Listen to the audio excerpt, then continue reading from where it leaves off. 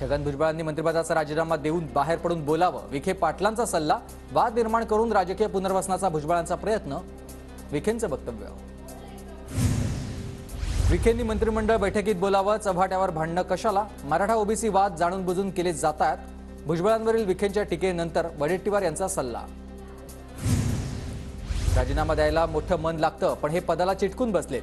त्यांच्या राजीनाम्यानं काही फरक पडत नाही. मनोज जरांगेंची प्रतिक्रिया. विखेंनी स्पष्ट बोलण्याची हिंमत दाखवली, तशी हिंमत एकनाथ शिंदेंमध्ये नाही. राधाकृष्ण विखे पाटलांच्या भुजबळांवरील टीकेवरून विनायक राऊत यांची प्रतिक्रिया. सरकार पुढाकार घेऊन जातीजातीत भांडणं लावतंय आणि शिंदे वेगळं बोलतात, विखे पाटील वेगळं बोलतात, भुजबळ वेगळं बोलतात. सरकारमध्ये एक संघता नाही, हे दुर्दैव. अनिल देशमुख यांची टीका. जातीजातीमध्ये तेढ निर्माण करण्यासाठी सरकारचं पाठबळ आहे असं आम्हाला वाटतं. मंत्री एकनाथ शिंदे यांच्यावर आता राज्यभरात टीका होत्या.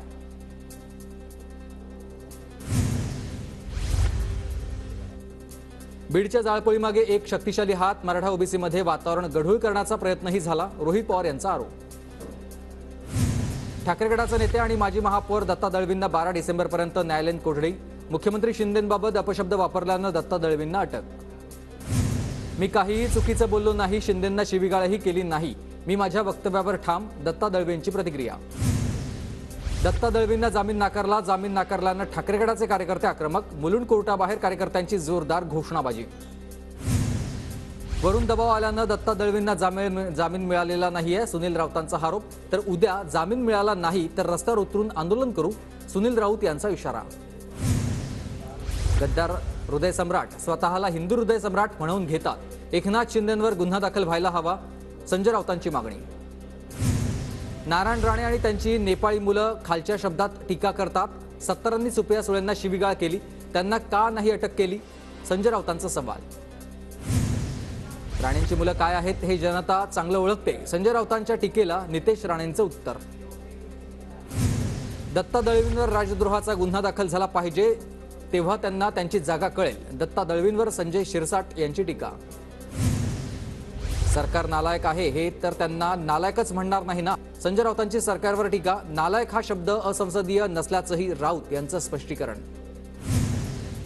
संजय राऊतांनी शिवीबाबत नवीन संशोधन केलं, राऊत विद्वान. संजय शिरसाट यांची राऊतांवर टीका. ठाकरेंनी वापरलेला शब्द राऊतांनीही वापरल्यानं राऊतही वाटेकरी. राऊतांवर ही कारवाई होणार. मंत्री शंभूराज देसाई यांचा ठाकरेंसह संजय राऊतांना इशारा. नागपुरात 7 डिसेंबरपासून हिवाळी अधिवेशनाला सुरुवात होणार. 20 डिसेंबरपर्यंत अधिवेशनाच्या कामकाजाची तात्पुरती दिनदर्शिका तयार. हिवाळी अधिवेशन 3 आठवड्यांचा असावं हा आमचा आग्रह होता. मात्र अधिवेशनाबाबत राज्य सरकार गंभीर नाही, सरकारला फक्त वेळ मारून न्यायची आहे. हिवाळी अधिवेशनाच्या कालावधीत वडेट्टीवारांची सरकारवर टीका.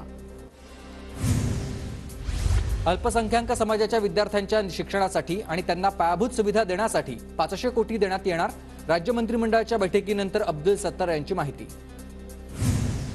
सत्तेत असलेल्या आमदारांना सुद्धा समान निधी वाटप होत नाही. सरकारमध्ये जाहीर हजीर तो वजीर हा असा प्रकार सुरू आहे. जयंत पाटलांची सरकारवर ही टीका. आधी मराठ्यांना ओबीसीत घ्या, नंतर मर्यादा वाढवा, जरांगेंची मागणी. जातीनिहाय जनगणनेच्या नावाखाली आम्हाला आरक्षणातून रोखू नका, जरांगेंचा निशाणा. राज्य सरकारनं आरक्षणाची मर्यादा वाढवण्याचा प्रस्ताव केंद्र सरकारला पाठवल्यास मराठा आरक्षणाचा प्रश्न सुटेल. ओबीसी नेते बबनराव तायवाडे यांचं वक्तव्य. मुख्यमंत्री एकनाथ शिंदे उद्या रत्नागिरी सिंधुदुर्ग दौऱ्यावर. त्या पार्श्वभूमीवर रत्नागिरीत जोरदार तयारी. रस्त्याचं डांबरीकरण करून रस्ते चकाचक करण्याला वेग. आज रात्री 8 वाजता मातोश्रीवर ठाकरे गटाच्या विधान परिषद आणि विधानसभा आमदारांची बैठक. हिवाळी अधिवेशनाच्या पार्श्वभूमीवर उद्धव ठाकरे मार्गदर्शन करणार. शरद पवार गटाचे सतीश पाटील अजित पवार गटात जाण्याची शक्यता. पाटील यांच्या वाढदिवसानिमित्त अजित पवार यांनी खास शुभेच्छा दिल्या, त्यामुळे चर्चांना उधाण. पुण्याच्या कॅम्प परिसरात सेंट्रल पार्क सोसायटीतील ललित पाटीलचे सीसीटीव्ही फुटेज समोर आले आहेत. सीसीटीव्ही मधील विवेक अरहाणा यांच्याकडे ललितचे येणं जाणं असल्याची रहिवाशांची माहिती. ललित पाटील ड्रग्ज प्रकरणात संजीव ठाकूरांची चौकशी होण्याची शक्यता. पुणे पोलीस संजीव ठाकूरांची चौकशी करण्याची शक्यता. लातूरमध्ये दुकानावर मराठी पाट्यांसाठी मनसे आक्रमक. मनसे कार्यकर्त्यांनी दुकानांच्या इंग्रजी पाट्यांना काळं फासलं. 2 दिवसात मराठीत पाट्या लावा अन्यथा दुकान फोडू, मनसेचा इशारा.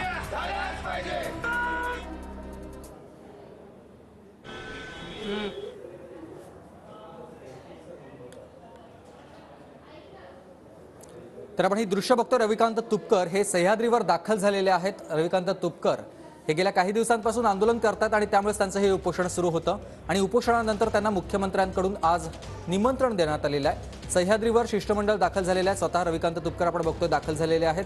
गेल्या काही दिवसांपासून उपोषण केल्यामुळे त्यांची प्रकृती काहीशी खालावलेली पाहायला मिळते. सह्याद्रीवर ते दाखल झालेले आहेत आणि थोड्याच वेळात या बैठकीला सुरुवात होईल. या बैठकीसाठी शिष्टमंडळाला आज निमंत्रण देण्यात आलेलं होतं. शेतकऱ्यांच्या विविध मागण्या आहेत आणि या मागण्यांसंदर्भातच हे अधिवेशन काळामध्ये उपोषण केलं जाणार होतं. तत्पूर्वी हे अधिवेशन सुरू आहे. दूध आणि ऊसाच्या दरासाठी शेतकरी आक्रमक. अहमदनगरच्या श्रीरामपूरमध्ये शेतकऱ्यांचा रास्ता रोको. कोल्हापुरातील कचरा प्रश्नी काँग्रेसचे नगरसेवक आक्रमक. कोल्हापूर महानगरपालिका चौकात दवंडी आंदोलन.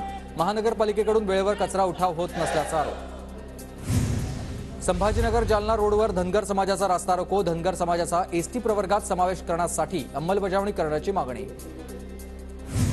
नाशिकच्या येवला तालुक्यात दूध दर दरवाढीसाठी प्रहार संघटना आक्रमक. मंत्र्यांच्या फोटोला दुधाभिषेक घालत बनावट दूध उत्पादनाबाबत सरकारनं कठोर कारवाई करण्याचीही मागणी. यवतमाळच्या पिंपळगाव आणि भालर येथील नागरिकांचा रास्ता रोको. रस्त्यावरील डम्पिंगमुळे नागरिकांना त्रास. प्रशासनाकडून दुर्लक्ष होत असल्याचा आरोप. हिरड्याची सरकारी खरेदी सुरू करून किफायतशीर भाव द्यावा. अखिल भारतीय किसान सभेची मागणी. सोलापूरच्या करमाळ्यातील मकाई कारखान्याचे ऊसाचे बिल न दिल्यानं शेतकऱ्यांचा आत्महत्येचा प्रयत्न. कारखान्यानं मागील वर्षीचं बिल अद्याप दिलं नसल्यानं शेतकरी आक्रमक. अहमदनगरमधील कोपरगाव बाजार समितीत पायाभूत सुविधांचा अभाव. कोणत्याही सुविधा नसताना बाजार समितीकडून पैशांची वसुली. शेतकरी आक्रमक. महाराष्ट्र विकास सेनेचा अकलूज नगर परिषदेवर मोर्चा. बोरवेलसह विविध मागण्यांसाठी मोर्चाचं आयोजन. सोलापुरातील अक्कलकोट आणि दक्षिण सोलापूर तालुक्यातील 72 गावातील शेतकरी आक्रमक. एकरूख उपसा सिंचन योजनेचे उजनी धरणातलं पाणी मिळण्यासाठी शेतकऱ्यांचंही उपोषण.